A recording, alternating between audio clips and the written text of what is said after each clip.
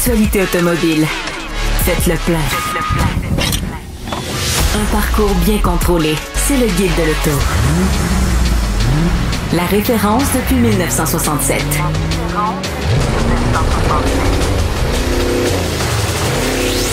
Le Guide de l'auto. Bonjour tout le monde et bienvenue au Guide de l'auto en compagnie de mes collègues Louis-Philippe Dubé, Hugues Gonneau. Salut. Bonjour. Les gars. Salut. Bon, on va parler cette semaine d'une application qui va permettre d'inspecter plus efficacement les retours de location. C'est un type ici au Québec qui a inventé cette application-là et qui pourrait révolutionner un peu l'industrie automobile parce qu'il y a un gros besoin à ce niveau-là. Quelques actualités intéressantes aussi concernant la vente de véhicules électrifiés. Et puis, évidemment, tu vas nous parler de ton essai exotique de la semaine, Louis-Philippe, qui est un Ford Transit électrique. Je te vois au volant de ça, honnêtement. Oui, ça me va bien. Oui, quand même. Surtout qu'ici, dans le stationnement de Québécois, il y a beaucoup de camions Vidéotron qui se font dans la masse. C'est fantastique. Mais tout d'abord, évidemment, il y a un événement qu'on attend cette semaine dans le monde de l'automobile chez nous au Québec. C'est le retour du crédit provincial pour véhicules électriques. Et ce qui est assez particulier, c'est que au moment d'enregistrer, il faut quand même mentionner qu'on est aujourd'hui le 25 mars, même si on est diffusé quelques jours plus tard. Et au moment d'enregistrer, les concessionnaires n'ont reçu aucun communiqué de quelque façon que ce soit sur la remise des crédits, ou la remise des crédits ou le nouveau départ des crédits gouvernementaux du Québec. Ouais. Crédit 2, le retour. C'est ça. Alors, pour en discuter, évidemment, on est avec Yann Samiucci, qui est président de la CCAQ. Bonjour, Yann. Bonjour. Alors, d'abord, on n'a pas reçu officiellement de communiqué du gouvernement au moment où on se parle sur le fait que le crédit est de retour. Et si on se réfère au site du gouvernement du Québec, on parle encore d'un arrêt temporaire des crédits jusqu'au 31 mars. Mais il n'y a rien qui illustre que c'est de retour le 1er avril avec quelques détails que ce soit. Toi, de ton côté, tu as eu confirmation que ça revenait bel et bien le 1er avril?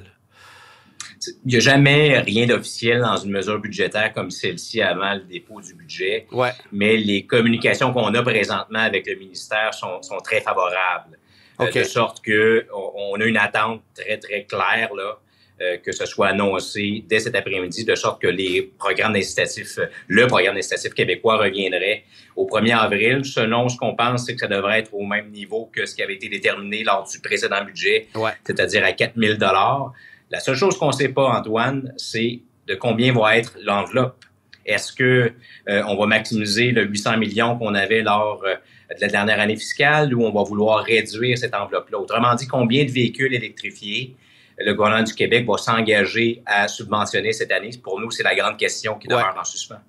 Bon, évidemment, cette décision du gouvernement du Québec et celle du fédéral aussi, ça a eu un impact gigantesque sur la vente de véhicules électriques chez nous au Québec au cours des 2 derniers mois. On va en parler un peu plus tard dans l'émission, mais il y a eu une baisse des ventes drastiques de vente de véhicules dans le mois de février au Québec par rapport au reste du marché canadien.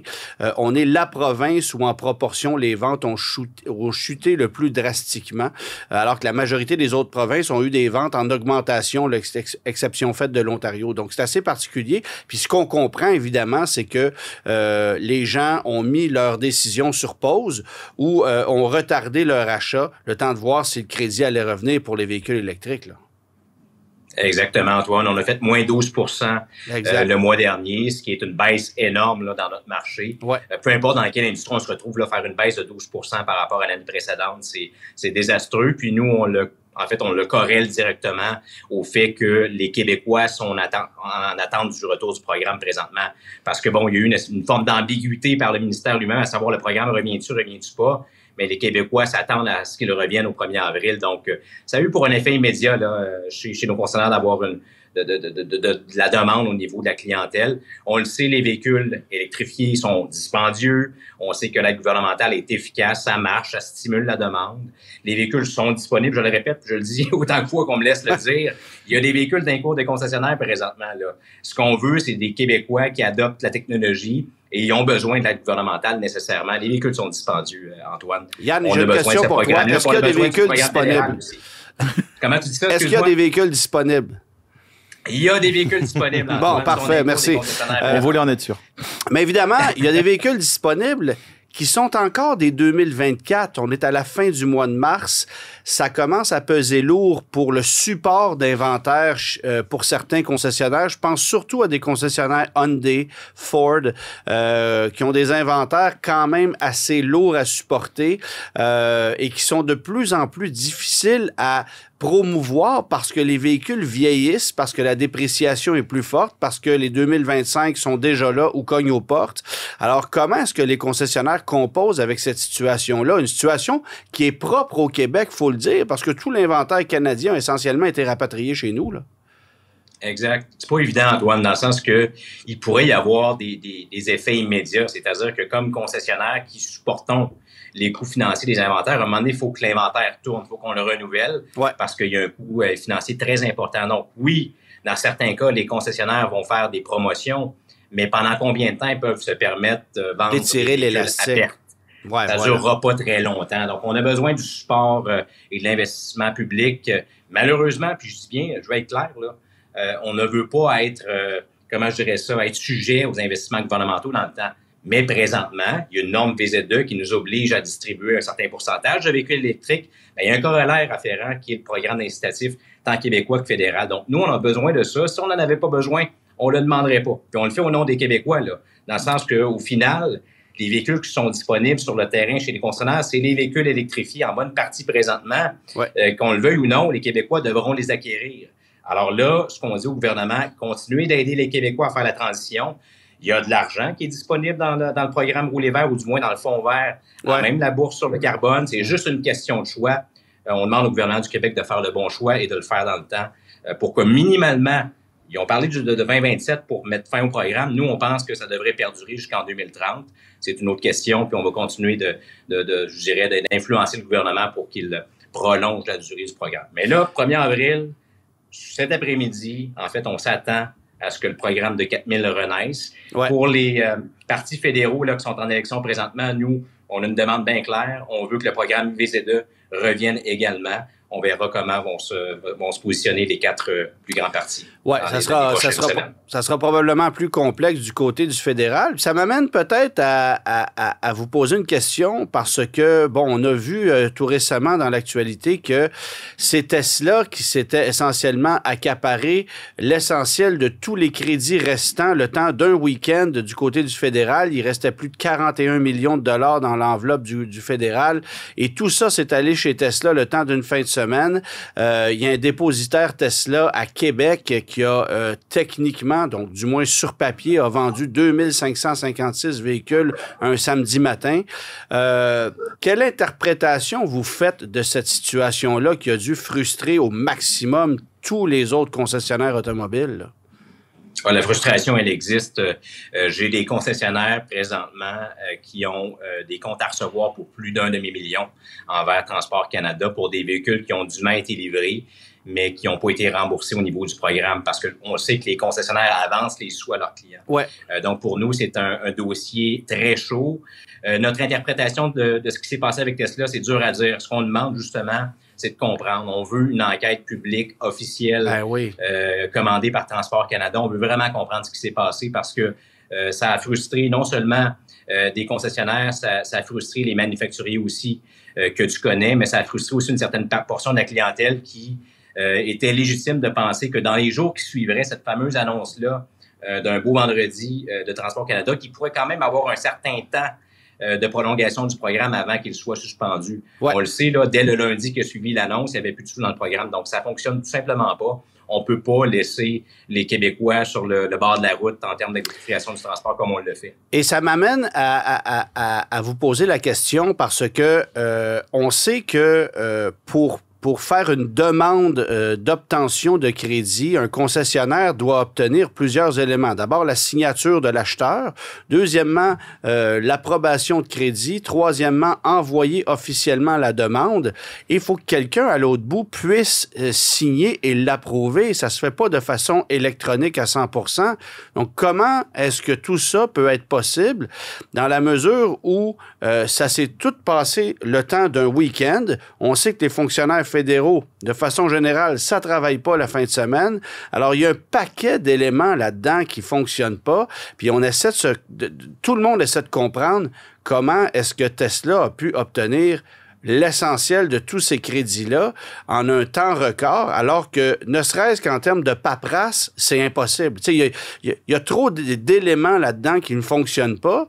Et puis, il y a diverses histoires qu'on peut entendre, mais il y a même des gens qui vont jusqu'à dire que Tesla n'a pas obtenu toutes les demandes qu'on avait envoyées durant ces week-ends-là. Bref, effectivement, qu'il y a anguille sous roche, puis je suis curieux de savoir ce que vous allez faire pour obtenir réponse, parce que c'est certain qu'on peut considérer ça comme de la concurrence déloyale, là. Nous, il y a deux choses, en fait, Antoine. La première des choses, Tesla, pas Tesla, oublions ce dossier-là 2 secondes. Ouais. Nous, ce qu'on a dit à la ministre, c'est que les concessionnaires canadiens et les concessionnaires québécois étaient en droit de s'attendre lorsqu'ils ont annoncé le vendredi, le fameux vendredi, que le programme pourrait être suspendu à long terme. Les concessionnaires étaient en droit de s'attendre que le lundi suivant ou la semaine qui suivrait, ils pourraient faire ce que j'appelle le backlog de demande. Parce que vous le savez, on a livré pas mal dans ces mois-là des véhicules électriques. Ouais. Donc ça, c'est la première des choses. Donc on demande compensation pour ça. La deuxième des choses, s'il y a un joueur qui s'est mal comporté, comme Tesla, puis on présume, là, dans le sens qu'on ne sait pas, on ne connaît pas les faits, ben, on veut une enquête, puis on va aller plus loin, puis on veut comprendre. Parce que si c'est le cas, ben, ça, comme tu l'as mentionné, ça a frustré l'ensemble de l'industrie. Qui n'est pas Tesla, là.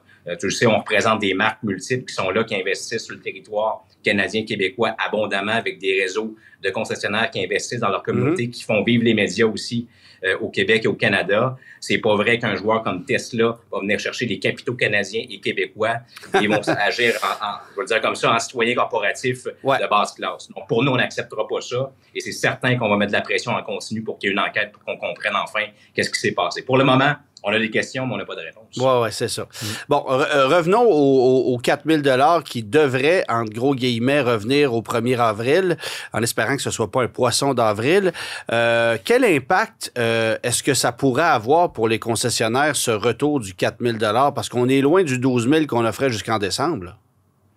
On est loin du 12 000, donc il y a un manque à gagner. Le 4 000 ne vient pas compenser la différence entre l'électrique et son équivalent essence. Mais c'est quand même un bon début, puis je tiens à le dire, là, dans le sens que le gouvernement québécois fait le choix de revenir, donc je veux saluer ça. Ouais. J'aimerais aussi que le gouvernement fédéral suive le pas, dans le sens que le gouvernement fédéral aussi a une norme VZE, donc un engagement envers l'industrie de promouvoir et de stimuler la demande. Or, pour le moment, on est dans un flou. Évidemment, on est en campagne électorale, on comprend. Ouais. On aimerait bien que les différentes plateformes des différents partis soient clairs à ce niveau-là. Retour, pas retour. S'il n'y a pas de retour, écoutez, ça va être difficile pour l'électrification des transports. Qu'est-ce qu'on fait avec la norme VZE? Est-ce qu'on réduit la norme VZE? Est-ce qu'on change le système de pénalités? Il faut savoir une chose, puis peu de gens savent ça, les pénalités. Quand je ne vends pas suffisamment de véhicules électriques, je suis un manufacturier, c'était 5 000 $ par véhicule non vendu. C'est passé cette année à 20 000 $ de pénalité par véhicule non vendu. Et il faut savoir une chose, au final, c'est le prix des véhicules qui augmente et c'est la disponibilité, la diversité des modèles qui se réduit. Donc, au final, oui, les manufacturiers subissent, mais les consommateurs québécois et canadiens payent aussi pour ces normes VZE. Donc, nous, on dit, ayons une approche équilibrée. Regardons un peu ce qui se passe autour. Ça devient de plus en plus tough d'un point de vue économique et géopolitique. Ben oui. On voit l'Union européenne qui a dit, moi, je veux soulager mon industrie européenne. Donc, ils ont rabaissé un petit peu leurs normes d'émissions de GES pour s'assurer qu'il y a une transition qui est fluide et que le système normatif ne vienne pas profiter qu'un joueur comme Tesla, qui est un nouvel arrivant, qui n'a pas eu à opérer et à investir dans une transition. C'est un nouvel arrivant dans l'univers du véhicule, dans notre monde à nous. C'est pas le seul, remarquez, là, il y a VinFast, il y a d'autres joueurs, là, bon, effectivement, mais... Ouais. Il y en a d'autres, mais tu sais, la transition énergétique, c'est une transition. Les gouvernements devraient aider les manufacturiers traditionnels à opérer cette transition-là au lieu de les lester avec des normes VZ2 trop importantes qui viennent finalement donner un avantage concurrentiel à des nouveaux joueurs. Essentiellement, c'est ça qu'on dit, nous. Et là, arrive un bonhomme qui nous dit « drill, baby, drill », mais qui essaie de faire la promotion des voitures électriques de son ami. Comme quoi, on n'est pas sorti du bois. Merci beaucoup, Yann, d'avoir pris le temps avec nous. Puis, on aura la nouvelle un peu plus tard dans la journée. Si le crédit revient officiellement, on le souhaite évidemment à l'industrie parce qu'actuellement, pas mal de voitures électriques dans les cours qui attendent des clients. Merci à vous trois. Alors, Yann nous le confirmait, les gars, moins 12 % de ventes en février au Québec. Ça, c'est évidemment pour l'ensemble de l'industrie automobile chez nous au Québec, mais c'est inversement proportionnel à ce qui s'est passé dans le reste du pays. Ouais. On a des chiffres ici, c'est assez intéressant. La seule autre province, en fait, où il y a eu une baisse de ventes, mais qui n'est pas aussi drastique, c'est l'Ontario, à moins 7,3 %. Sinon, en Colombie-Britannique, il y a eu des augmentations de ventes. En Alberta, plus 12 %. Ce qui est carrément contraire à nous qui est à moins 12. Les provinces des Maritimes, l'Alberta, la Saskatchewan, là aussi, il y a des hausses de ventes qui vont jusqu'à 16,3 %. Ouais. Alors, c'est quand même pas rien. Et chez nous, au Québec, moins 12 %, c'est directement relié au fait que les gens attendent pour acheter des véhicules électriques. Cela étant dit, ça s'est quand même bien passé dans le dernier trimestre de 2024 parce que on a atteint le plateau des 375 000 véhicules électrifiés vendus au Québec ou immatriculés au Québec. Ouais. Là, on parle d'hybrides rechargeables ou de 100% électriques. C'est le dernier résultat qu'on a reçu. Alors, ça fait quand même pas mal de voitures vertes plaquées au Québec. Et on ne sera pas surpris d'apprendre qu'en proportion, ce sont les Tesla qui sont de loin les plus populaires. Si on combine en fait des ventes de la Model 3 et du Model Y, on est à presque 15 % de part de marché pour tout ce qui s'appelle véhicule électrifié dans la province de Québec. C'est quand même pas rien. Oui, VZ2, véhicule à zéro émission, c'est-à-dire hybride rechargeable et électrique. Puis là, quand tu comptes justement les Model 3, Model Y, c'est 15 %. C'est énorme. C'est sûr qu'il y a eu d'autres constructeurs qui ont eu de la difficulté vers la fin de l'année. On pense à Volkswagen, qui en a encore d'ailleurs avec le ID4. Oui, si vous en voulez un présentement, vous pouvez mettre votre nom sur une liste et le concessionnaire sera heureux de vous la livrer au moment où ça sera possible de le faire. Évidemment. Parce qu'en ce moment, il y a encore un stop sale avec les ID4. Tu sais, on rigolait bien là, des rappels qu'il y a eu chez Tesla avec le Cybertruck, avec des panneaux qui volent au vent. Mais chez Volkswagen, il y a des rappels un après l'autre concernant des problèmes avec l'ID4. Même chose avec le Q4 e-tron. Puis je me permets au passage de glisser la nouvelle qu'on a vu passer cette semaine de Ford qui rappelle des véhicules qui ont été rappelés. Déjà été rappelés. Ça, c'est un peu gênant, là. C'est presque un mime. Yo, tu te souviens? Ouais. J'ai mis un rappel dans ton rappel. C'est ça. Mais je savais que tu aimais les rappels, j'ai mis un rappel dans ton rappel. C'est ça. C'est vraiment ce qui se passe. Puis c'est pas un modèle chez Ford, là. On parle de rappel qui a eu lieu notamment pour le Ford Explorer avec les transmissions automatiques. Mais le rappel a mal été fait. On recommence. Module de commande sur le Maverick, sur le Bronco Sport. On recommence le rappel. Système de gestion des vitres électriques sur un Super Duty. Rappel a été fait, ça n'a pas fonctionné, on recommence. Il y en a eu énormément comme ça. Ou le rappel a affecté quelque chose d'autre, donc il aurait pu être fait durant le rappel, mais on travaille un peu en tunnel parfois chez les constructeurs. Et Ford est le constructeur qui émet le plus grand nombre de rappels annuellement en Amérique du Nord. Et visiblement, il y a un problème de contrôle qualité parce qu'on rappelle des rappels. Mais ça, c'est une petite aparté dans le sujet qui nous concerne parce que la multiplication des véhicules électriques s'est faite aussi avec d'autres modèles. Et même si l'Equinox électrique est arrivé en juin 2024 sur le marché, il fait partie du top 10 des véhicules électriques les plus populaires au Québec. Ça fait quand même quoi? 14-15 ans qu'on vend des véhicules électriques au Québec. Alors, c'est dire à quel point l'Equinox a eu du succès. C'est la même chose pour l'Ioniq 5, évidemment. Alors, il y a plusieurs... Les véhicules les plus populaires que vous connaissez sont à peu près tous là, incluant le Kona électrique. Mais c'est Tesla qui domine le bal. Et on me dit à l'oreille que le Volkswagen ID Buzz ne fait pas partie du top 10 parce que les ventes ne vont pas très bien pour ce modèle-là actuellement. On a livré à peine quelques centaines d'unités au Canada au complet en janvier et février. Alors, c'est pas grand-chose. Et Volkswagen constate déjà le désintérêt du public face à un produit qui pourtant aurait dû être super populaire, mais le prix a fait en sorte que tout le monde a reculé. Ben, pas tout le monde, mais la très, très grande majorité a reculé sur une décision initiale. Je pense que Volkswagen a justement été victime du buzz et s'est dit on va vendre tout ce qu'on va produire, on va pouvoir se refaire sur ce véhicule-là. Parce que tout le monde aime l'ID Buzz. Là. C'est ça. C'est vraiment... c'est ça. En fait, les gens sont déçus de l'autonomie, avec raison. L'autonomie, puis le prix. Mais le prix bloque la majorité des acheteurs, là, littéralement. Puis c'est même vrai aux États-Unis, où la facture est quand même assez salée aux États-Unis également. Alors chez nous, là, à près de 90 000 pour un modèle tout équipé, pour besoin de vous dire qu'on ne se bat pas aux portes pour l'obtenir. Et Volkswagen a décidé conséquemment d'en offrir un peu plus à ses clients avec le ID Buzz. Oui, avec une passe de recharge rapide, si on veut, de 4 ans pour les nouveaux acheteurs ou les gens qui louent le véhicule. C'est ça, c'est avec Electrify Canada. Donc, on a 10 stations, je pense, au Québec de Electrify Canada. C'est un Electrify Canada puis Volkswagen, c'est deux entreprises qui sont très proches là, depuis le début. Il faut noter aussi que c'est un maximum de 1400 kWh pour cette passe-là. Donc, si on compte une batterie de 91 kWh, quand tu récupères, bon, peut-être, ça va dépendre qui recharge rapide, mais ça peut être réduit à 20 recharges rapides, là, cette passe-là.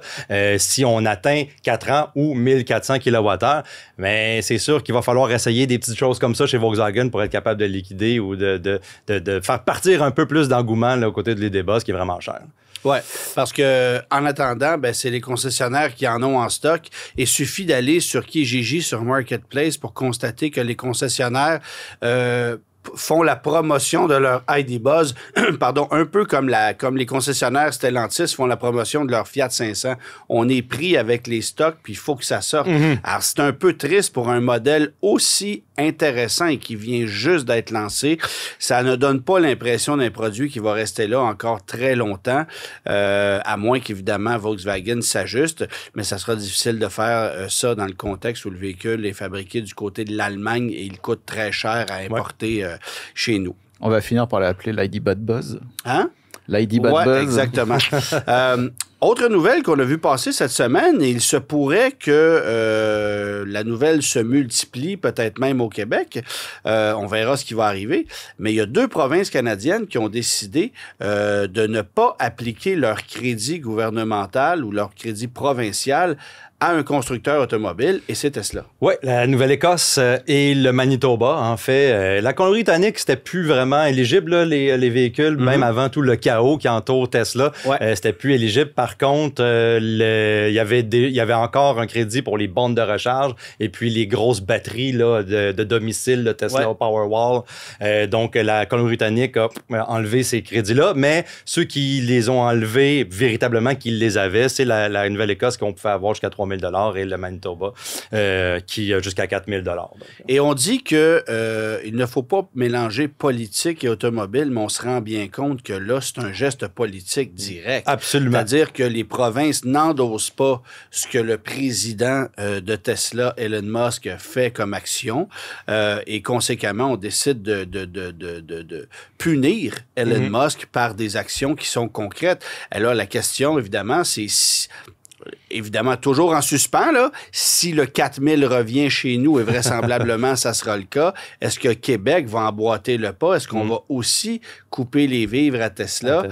Considérant aussi ce qui s'est passé, on en discutait un peu plus tôt avec Yann Samiucci, mais évidemment que ce geste qui a été fait de la part de Tesla de s'accaparer l'ensemble des crédits restants au niveau fédéral, ça peut énerver un petit peu, là. Ben, ça a fâché, là, je cherchais un terme un peu plus poli, là, mais ça a fâché l'ensemble des autres concessionnaires au Québec qui, eux, n'ont pas pu bénéficier de ces crédits-là, qui les ont souvent offerts à leurs clients pour ensuite devoir leur dire qu'ils ne les avaient finalement plus.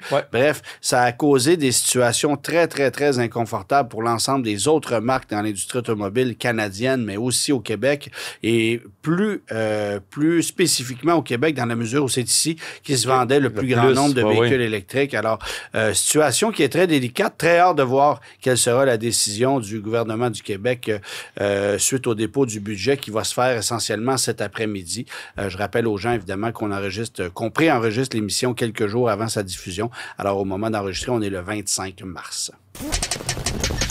Le guide de l'auto. On se retrouve maintenant en compagnie de Guillaume Ekel, qui est fondateur de VHCLinspection.ai. C'est essentiellement une application qui est développée dans l'optique de pouvoir inspecter des véhicules en retour de location. Inspecter des véhicules de façon générale, mais d'avoir une meilleure récurrence dans la façon de faire. Alors, Guillaume, très intéressant comme concept, mais d'abord, la première question, c'est quel est le besoin réel dans l'industrie du retour de location, parce que évidemment, ça existe depuis très longtemps. Là. Il y a plusieurs entreprises qui sont spécialisées là-dedans. Oui, effectivement, il y a plusieurs entreprises. Le besoin il se situe dans plusieurs domaines. On va penser aux loueurs d'auto, mais il y a aussi tout le pan des gestionnaires de flotte, les valets, bien sûr les concessions, tous ceux qui transigent avec des véhicules qu'on leur confie de manière momentanée, ou sinon vraiment les personnes et puis les industries qui gèrent une flotte de véhicules et puis qui peuvent pas les constater visuellement chaque jour ou de manière régulière. Est-ce que y a une façon de faire qui est inégale lorsqu'un client retourne un véhicule qui est loué pour un terme de 2, 3, 4 ans, par exemple? Est-ce qu'il y a de grosses lacunes à ce niveau-là en ce moment? Ça peut être pour des locations longue durée, puis ça peut être aussi pour des locations, on va dire, touristiques. C'est surtout dans les locations touristiques qu'on va voir qu'il peut y avoir des problématiques. Okay. Où là, on va avoir plus des gens qui vont pas avoir certains dommages ou autres, mais également dans les retours de location longue durée, okay. Où là maintenant, il y a une obligation de proposer au client une inspection du véhicule pour la remise. Alors là, on peut avoir vraiment une inspection qui va être détaillée finalement, parce que notre application va permettre à la personne de photographier l'auto, mais de faire analyser chaque photo puis chaque détail du véhicule par l'intelligence artificielle et d'aller catégoriser le dommage, donc si c'est une rayure, une bosse ou une perforation, une trace de rouille, et également de documenter une estimation de prix pour la remise en l'état. Donc essentiellement, ça veut dire que un locateur de véhicule, quelqu'un qui aurait loué un véhicule, par exemple, pour un terme de 3 ans, 4 ans, peut lui-même faire appel à cette application-là pour documenter l'inspection du véhicule avant le retour chez le concessionnaire. Exactement. Ça lui permettrait de savoir, par exemple, sur quoi il peut y avoir un enjeu quand il va remettre le véhicule à la fin du terme. Puis ça peut aussi servir à une personne en cas de besoin pour l'assurance, savoir s'il va réclamer ou pas par rapport au montant de sa franchise. Mais dans le contexte de l'industrie automobile, c'est exactement ça. Comment est venue l'idée de développer une application? Je suis curieux, parce qu'évidemment, c'est très spécifique, mais en même temps, ça répond à un besoin très large. Oui, l'idée, c'était un peu comme pour chaque projet d'entreprise, je dirais, à mi-chemin entre une expérience personnelle et puis des discussions avec des gens du milieu ou des proches. Je connais plusieurs personnes qui ont eu des problèmes quand ils récupéraient leur véhicule d'un service de valet. Okay. C'est sûr qu'on inspecte toujours un véhicule plus précautionneusement quand on se le fait remettre comparativement à quand on le dépose. Mais moi, ça m'était arrivé déjà d'avoir ce problème. C'était arrivé à plusieurs personnes de ma connaissance. Et l'état des lieux, finalement, la qualité de l'état des lieux dépend du contexte dans lequel on fait, si on est pressé, si la personne y met du temps ou pas, ou regarde vraiment les détails. Alors, on vient corriger cet aspect-là. Et puis, c'est particulièrement vrai aussi quand on loue un véhicule en mode touriste. Si on remet le véhicule à l'aéroport, que l'avion est dans 2 heures, qu'il faut penser à l'embarquement, on n'aura peut-être pas vraiment le temps de faire l'inspection de manière très, très fine. Et puis, on peut louper des choses et puis là, se faire charger finalement pour des dommages au véhicule. moi, je suis souvent utilisateur d'une application qui s'appelle Turo. Vous connaissez probablement l'application de location entre propriétaires d'automobiles, si on veut. Puis des fois, je me retrouve dans une ville, je veux louer un véhicule qui est très spécifique.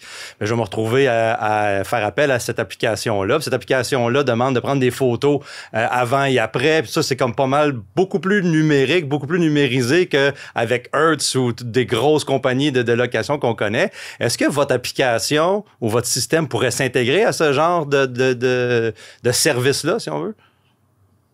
Oui, exactement. Nous, on développe notre application qui va être accessible en ligne au grand public, mais on a aussi toute une suite de solutions logicielles qui vont pouvoir se connecter à différentes interfaces par des API.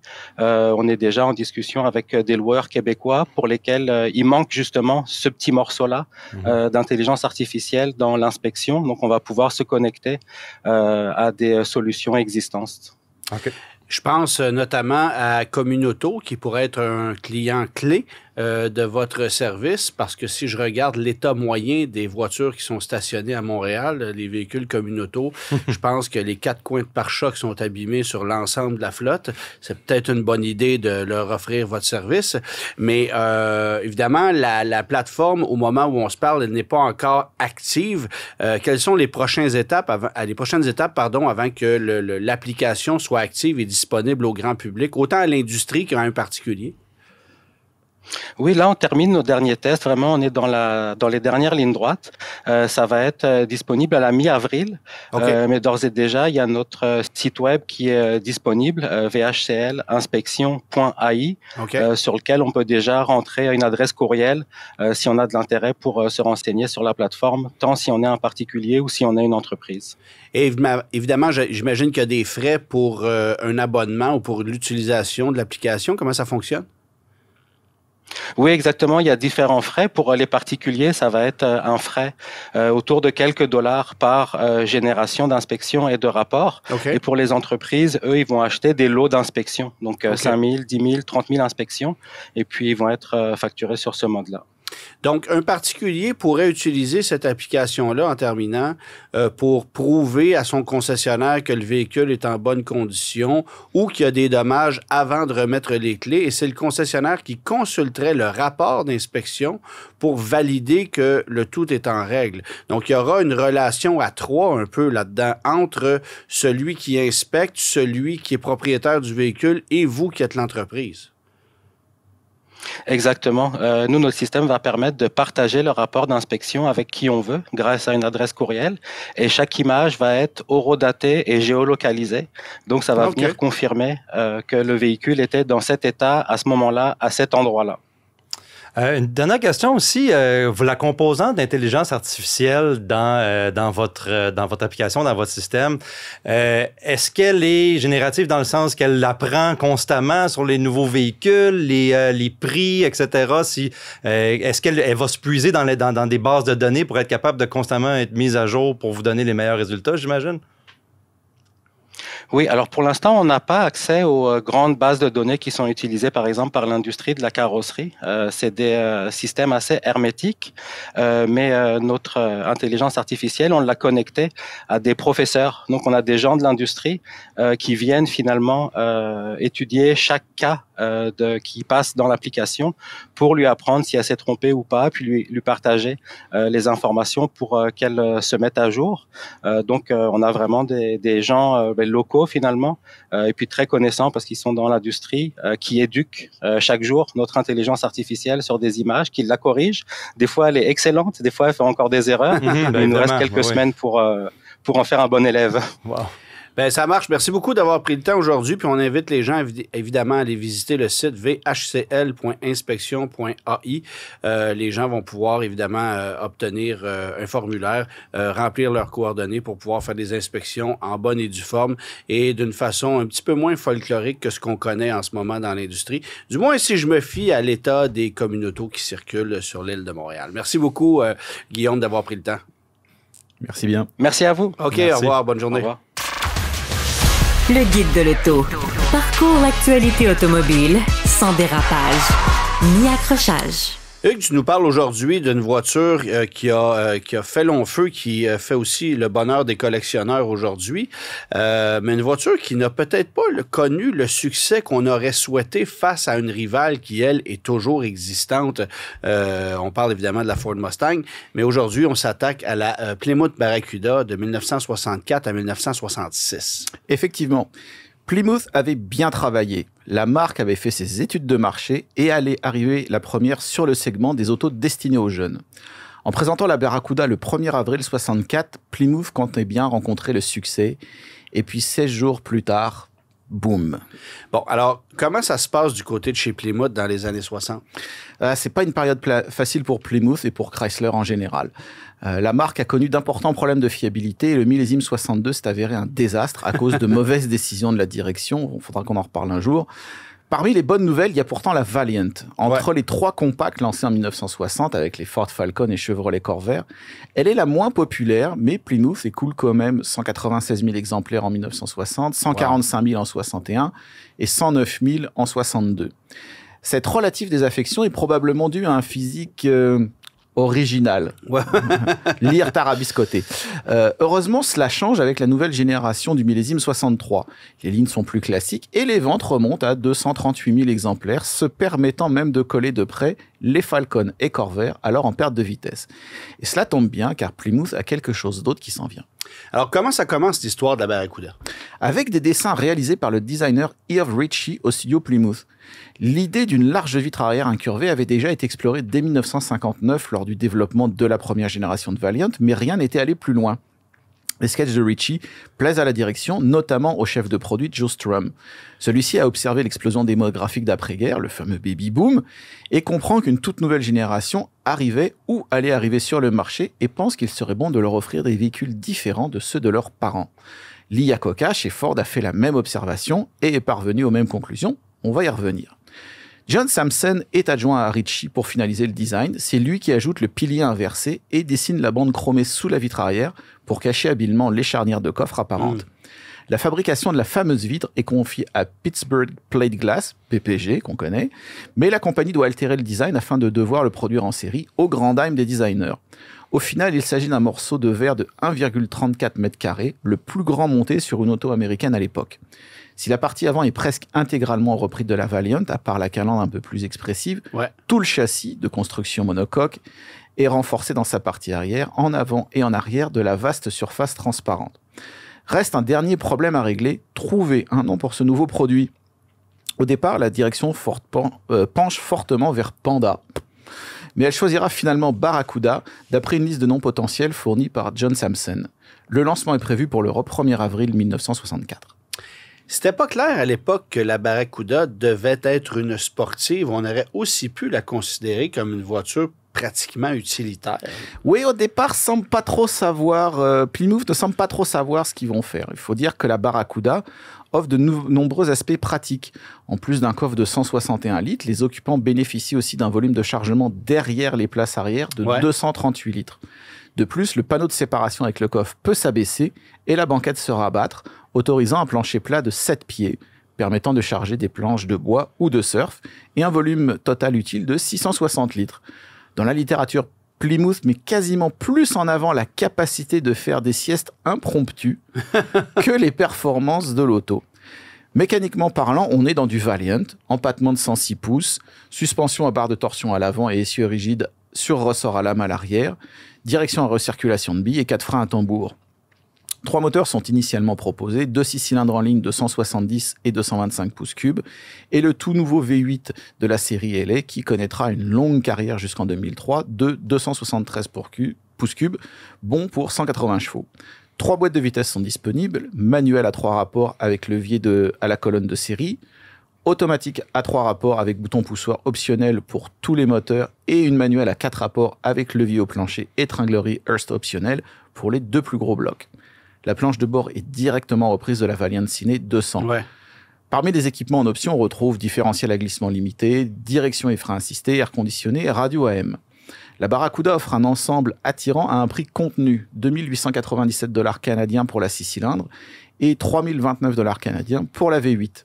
À la fin d'un millésime tronqué, Plymouth a réussi à en produire 23 443, ce qui est plutôt bien, mais il y a une concurrente dont on n'a pas encore parlé, ou en fait qu'on a légèrement évoqué au début de la chronique, c'est évidemment la Ford Mustang. Exactement. Sur la même période, Ford a réalisé l'exploit de vendre 126 538 Mustang. Cette dernière a été présentée le 17 avril 64, soit exactement 16 jours après la Barracuda. Que s'est-il passé ? Plymouth a commis l'erreur de sortir une auto trop proche de la Valiant. Au lancement, elle se nomme d'ailleurs Valiant Barracuda.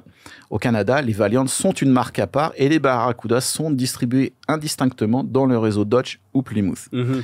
Est-ce que la Mustang se serait aussi bien vendue si elle s'était appelée Falcon Mustang ?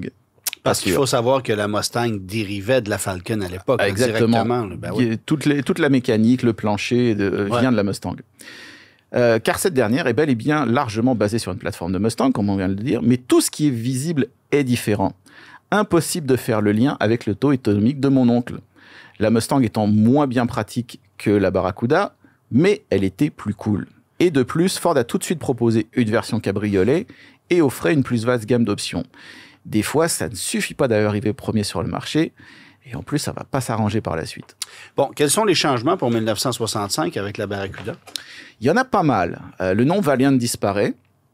Les V8 ont droit à de plus gros tambours de frein, des bandes décoratives et des freins à disque sautant d'options. Ces derniers sont installés en concession. Le chauffage vient de série, sympathique.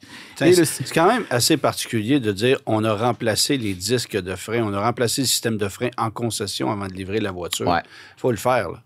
Donc, le chauffage vient de série. Les 6 cylindres 170 PC pouces cubes de base est retiré du catalogue, sauf au Canada. Mais 3 nouveautés marquent plus particulièrement l'attention. Une inédite version du V8 273 pouces cubes est disponible. Baptisé Commando, il offre 235 chevaux grâce à un carburateur Carter AFB 4 corps, 2 nouveaux arbres à cam et des composants internes renforcés. Une suspension rallye comprenant des barres de torsion plus épaisses, une lame supplémentaire à l'arrière et une barre anti-roulis est également proposée. Afin d'adresser les critiques d'un certain manque de sportivité, Plymouth présentera la version Formula S qui combine le V8 Commando, la suspension rallye, des roues de 14 pouces, des amortisseurs plus fermes, un compte-tours et des enjeux Liver Sport. Selon la presse de l'époque, il s'agit d'un ensemble tout à fait désirable. Mais en face, Ford n'a pas non plus ménagé ses efforts. Sur le millésime 65, Ford a produit la quantité incroyable de 559 451 Mustang. Wow. En comparaison, Plymouth a produit 64 596 Barracuda. C'est clair, la marque à l'ovale bleu s'impose en force. Oui, absolument. Et 66, il y a aussi quelques changements qui sont peut-être un peu plus importants cette fois-là. Alors, si la technique a bien évolué en 1965, c'est l'esthétique qui change en priorité pour le millésime 66. La calandre est revue et incorpore 2 grilles séparées avec un motif à carreaux, alors que les phares sont complètement intégrés et que les clignotants sont déplacés vers le pare-choc. Ouais. Le retour en épingle de la ligne de caractère sur les ailes avant est supprimé, ainsi que la ligne de caisse qui était jusque-là limitée entre les roues. Donc, que la ligne de caisse qui était limitée entre les roues, elle est étendue jusqu'au pare-choc. Okay. À l'arrière, le motif rond des feux est remplacé par un motif rectangulaire et le pare-choc est élargi. Un nouvel emblème spécifique de Barracuda est aussi ajouté à l'avant et à l'arrière, probablement une leçon apprise de la Mustang. Celui-ci a été dessiné par Milt Antonick. Un nouveau toit en vinyle en blanc ou noir est disponible en option. À l'intérieur, le combiné instrument est revu et la console centrale est allongée. Peu de changements mécaniques donc, le 6 cylindres n'a plus droit à la boîte manuelle 4 rapports et le V8 Commando ne peut plus recevoir la boîte manuelle 3 rapports, alors que les ratios des rapports sont modifiés et que les freins à disque optionnels sont dorénavant installés en usine. Mais rien n'y fait, l'enthousiasme du public pour la Barracuda retombe, 38 029 exemplaires seulement, mais pas pour la Mustang, 607 568 exemplaires. Pire encore, Chrysler sait que GM va lancer des concurrentes directes au cheval cabré de Ford pour le millésime 67, la Camaro et la Firebird. Cette fois-ci, Plymouth a appris sa leçon, fini le côté pratique et s'apprête à introduire aussi pour 67 une nouvelle Barracuda qui aura cette fois des lignes exclusives et une version cabriolet, mais ceci est une autre histoire. Merci beaucoup, Hugues. Laissez faire votre clignotant. Entrez directement dans le guide de l'auto. Oui, Philippe, cette semaine, dans nos essais, on transite vers un fourgon pratico-pratique et à la fois électrique. C'est le transit e-transit. Le e-transit, ouais. On allait dire le transit connect, mais c'est pas ça. C'est le e-transit. Ben oui, le fourgon, transit que tout le monde connaît. Regardez son sourire, mesdames et messieurs. Ah oui, regardez à quel point il est enthousiaste. C'est important. Tu sais quoi, c'est rare qu'on a la chance d'essayer des fourgons commerciaux. Absolument. Comme ça. On est toujours un peu dans les utilitaires et les bagnoles. Quand tu as l'occasion de t'asseoir dans un véhicule qui est plus haut, qui a beaucoup de charges utiles, mais qu'on s'en sert pas réellement. On conduit ça à l'ège. Peut-être avec l'épicerie, là, mais à part ça, c'est pas mal un test à l'ège. Et ce segment-là... L'épicerie. Ouais, c'est ça. Puis moi, je suis seul. Fait que l'épicerie n'est pas bien grande. Ça fit sur le banc passager. Chez Costco, il a fait son épicerie pour les 16 prochaines années. C'est ça. Ça a tout fité sur le côté helper. Fait que le segment des fourgons qui... Tu sais, il y a de plus en plus de véhicules d'offres électriques avec le e-Sprinter, le RAM également. Tout le monde est là. Bright Drop avec GM, qui est le fourgon assemblé au Canada aussi, qui est électrique, qui a beaucoup d'avantages. Qui est cette année un Chevrolet, en fait, parce qu'on l'appelle le Chevrolet Zevo 400. Maintenant. Ah oui, maintenant, c'est plus Bright Drop. On l'appelait Bright Drop avant, mais là, cette année, c'est un Chevrolet. Puis sa production va s'en aller, j'imagine, aussi. Non, mais ça demeure assemblé à l'usine Camille ontarienne, mais tant mieux. Le ProMaster électrique existe, offre plus d'autonomie, et même chose pour le Sprinter. Alors, le Ford devient, pour moi, le produit peut-être un peu moins attrayant, à moins que tu aies des besoins d'utilisation en zone urbaine. 256 km promise, ça, c'est à l'ège avec... Oui, embarque ça sur l'autoroute, tu vois ça baisser. Tu vois l'aiguille littéralement chuter. Et puis, si tu as 3250 livres de capacité de charge utile qui est au maximum, ben c'est sûr que c'est plus une autonomie de 250 km. En hiver, ça devient pas mal moins intéressant. Les avantages, c'est qu'il y a quand même une puissance de recharge qui est intéressante à 176 kW. Donc, sur une borne de recharge de niveau 3, ça peut être intéressant pour aller regagner une certaine portion de cette autonomie-là, comparativement à certains des rivaux que la capacité est un petit peu moins haute. Mais, comme tu dis, 250, et c'est vraiment pour des besoins spécifiques urbains que le véhicule fait sa ronde et retourne au soir là, avec... Puis j'ai envie de te dire que j'ai un blanc de mémoire, le ProMaster, pardon, a un avantage sérieux en zone urbaine, c'est d'être un véhicule à roue motrice avant et donc d'être capable de tourner sur un 10 sous. Le cercle de braquage du fourgon e-transit, du fourgon e-transit est très, très grand parce que c'est un véhicule propulsé et ça en fait un véhicule vraiment moins maniable en zone urbaine que le ProMaster. C'est comme interurbain, comme fourgon. Plus mais en même temps... Moi, vivant dans Ville-Marie, c'est pas facile de conduire ce véhicule-là, évidemment, dans les one-way puis les véhicules stationnés sur les côtés. Tu sais, je regarde le ProMaster qui est électrifié, qui a plus d'autonomie, qui a un meilleur cercle de braquage en ville, versus un e-transit qui est conçu pour une utilisation urbaine parce qu'on n'a pas d'autonomie, ben je trouve qu'on a un petit désavantage du côté de chez Ford. En même temps, on est plus habitué. Il y a beaucoup plus de transit sur les routes que de ProMaster et la fiabilité du ProMaster jusqu'à maintenant a été assez désastreuse. Mais la majorité des problèmes étaient d'ordre mécanique, ce qu'on vient régler avec l'électrique. Donc, j'ai l'impression que le ProMaster électrifié va aller chercher davantage de parts de marché si on est évidemment capable de fournir. Là, avec tous les changements côté politique aux États-Unis, au Canada, etc., pour les incitatifs pour ces véhicules-là, c'est sûr qu'il faut vraiment se pencher sur la question quand tu es une entreprise avec plusieurs véhicules. Tu vas-tu avec un transit régulier ou tu peux en avoir un à rouage intégral, tu peux avoir toutes sortes de petits... Là, les infrastructures de recharge, est-ce que ça vaut la peine? Est-ce que les routes ont du sens, sur combien d'années que ça va devenir rentable. N'empêche pas que c'est intéressant à conduire, c'est très silencieux. Puis aussi, moi, il y a eu une espèce de montée un peu de la van life là, dans les dernières années, les gens qui convertissaient les vannes. Absolument. Ça a toujours été une question qui m'est revenue, pas seulement pour moi-même, mais aussi pour des gens qui recherchent d'adopter ce mode de vie-là. Et puis, avec un peu d'autonomie, si peu d'autonomie comme ça avec ces véhicules-là, on n'est pas rendu là parce que quand tu t'en vas avec un transit, par exemple, tout modifié avec la couchette, la toilette, etc. Tu trimbales du poids, là. Normalement, tu t'en vas aussi très loin. Les campings, là, aux îles de la Madeleine, ne sont pas nécessairement équipés pour faire 176 kW de recharge. Avec le camping Sainte-Madeleine. Sainte-Madeleine, qui est sur le bord de la mer. proche, mais oui, il y a une borne de moins... recharge rapide, là, aussi, à Sainte-Madeleine, sur le coin. Là. Je suis sûr et certain, proche d'une fromagerie, à quelque part. Fait que c'est un pensée si bien dans ce segment-là. N'empêche pas que, comme tu dis, il y a beaucoup d'offres, puis il faut vérifier les prix, puis qu'est-ce qui est mieux pour les gens qui les achètent. Là, si avec l'électrification, ça fait la job. Oui. Bon, évidemment que Mercedes Sprinter a un avantage côté autonomie, côté confort, comportement routier, tout ça, mais je parlais à 400 km. Je parlais à quelqu'un tout récemment qui avait magasiné les deux produits, autant le e-Sprinter que le e-Transit. Ouais. Et le seul fait qu'on facture plus de 8 000 de frais de transport chez Mercedes pour le Sprinter versus 1 900 pour le Transit, ça a été ce qui a permis à la personne de prendre sa décision. Chez Mercedes, on est très, très, très gourmand côté prix. Ouais. Est-ce qu'on a un véhicule de meilleure qualité, plus raffiné? Oui, mais il y a une limite à rire des gens. 8 000 de transport. Le Sprinter a des technologies comme les nouvelles M-Box qui a été adaptée un peu au transport commercial avec, on considère l'élévation dans les routes, par exemple, du conducteur qui va rentrer sa route le matin, il va dire, OK, tu vas régénérer là, tu vas prendre plus d'énergie là, puis là, tu vas devoir charger. Fait que ça, c'est toutes des données qui sont pertinentes pour un propriétaire d'entreprise qui a plusieurs unités là, comme ça, parce que le Transit, c'est moins évolué. Il y a quand même du stock là, avec Ford Pro que tu peux aller chercher pour t'avantager. Ouais. Mais du côté du Sprinter, j'avoue, c'est vraiment évolué qu'est-ce qu'on a vu. Mais comme tu dis, 8 000 là, c'est... Oh là là! Moi, de mon côté, évidemment, j'ai conduit une paire de jumeaux non identiques, c'est-à-dire le Tucson XRT et le Santa Cruz XRT. Je me serais attendu à ce que Hyundai arrive avec des produits plus aventuriers. C'est vraiment et purement cosmétique.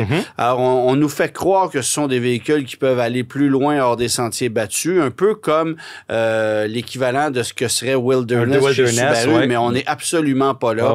Alors, on n'a pas de suspension retravaillée, on n'a pas de refroidisseur haut rendement pour davantage de remorquage. Ce sont vraiment des véhicules qui ont une approche cosmétique plus aventurière, mais ça s'arrête là. N'empêche, le résultat est intéressant. C'est pas laid. Pour ceux qui nous écoutent en vidéo, vous voyez le Tucson à l'écran. Évidemment, si vous optez pour le Tucson, vous allez avoir le moteur 2.5 litres Atmo de série, donc celui qui est livré dans le Tucson régulier. Alors que si vous allez pour le Santa Cruz, forcément, vous allez avoir le moteur turbo compressé. Ça fait 281 chevaux, 311 livres-pieds de couple. C'est un moteur qui a beaucoup de punch, mais qui est jumelé encore, malheureusement, à une boîte double embrayage que je trouve vraiment inefficace. Surtout pour ce type d'application. C'est ça. Alors, c'est pas un véhicule à vocation sportive. Et ce que je trouve assez particulier, c'est que du côté des États-Unis, on a aussi le moteur atmosphérique dans le Santa Cruz, mais qui boude le marché canadien. Et si tu compares, évidemment, le Santa Cruz avec le Maverick du côté de chez Ford, Ford a l'option d'un hybride ou, évidemment, du moteur 2 litres turbo. Et maintenant, hybride avec rouage intégral. Rouage intégral. Et ça aurait été intéressant d'avoir l'hybride du Tucson offert dans le Santa Cruz, mais c'est une équation qui n'est pas possible. Évidemment que le Santa Cruz est plus raffiné que le Maverick, la présentation est plus moderne, c'est plus confortable comme véhicule, c'est mieux insonorisé, mais ça n'en fait pas un véhicule plus pratique. 6 000 livres de capacité de remorquage contre 4 000 du côté du Maverick avec le moteur 2 litres turbo, mais c'est honnêtement son seul avantage côté de travail, parce que sinon, c'est pas un véhicule qui est plus spacieux. Je dirais même que c'est moins spacieux aux places arrière, mais c'est une base de Tucson. Alors, du côté du Tucson, la version XRT va probablement être parmi les plus vendues parce que l'approche esthétique et l'ensemble au niveau de l'équipement qui est proposé est assez compétitif. Et moi, j'ai mis ça nez à nez avec un RAV4 Trail, qui est un rival, évidemment, du Tucson XRT. Mais qui a des caractéristiques un petit peu plus avancées, avec une capacité de remorquage augmentée. Oui, c'est ça. Alors, le Tucson, c'est 2000 livres de capacité de remorquage. Le RAV4 Trail, c'est 3500. Suspension plus raide un petit peu du côté du RAV4. Mais les deux véhicules sont vendus exactement au même prix.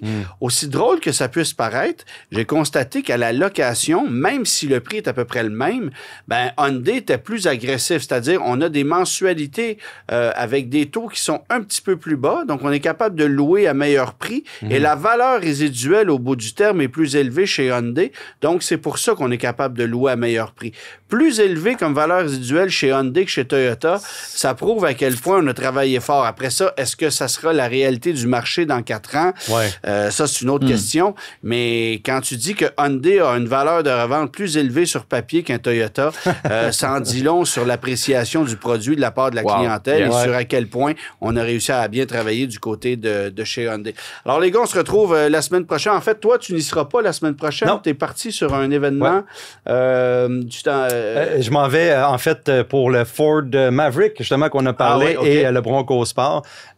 Possiblement qu'on va peut-être se voir en diffusion. Oui, c'est ça. On va voir si on est capable de peut-être nous parler de ça. Si j'ai le droit de vous en parler. Tu vas avoir le droit de nous parler des rappels de ces modèles-là également.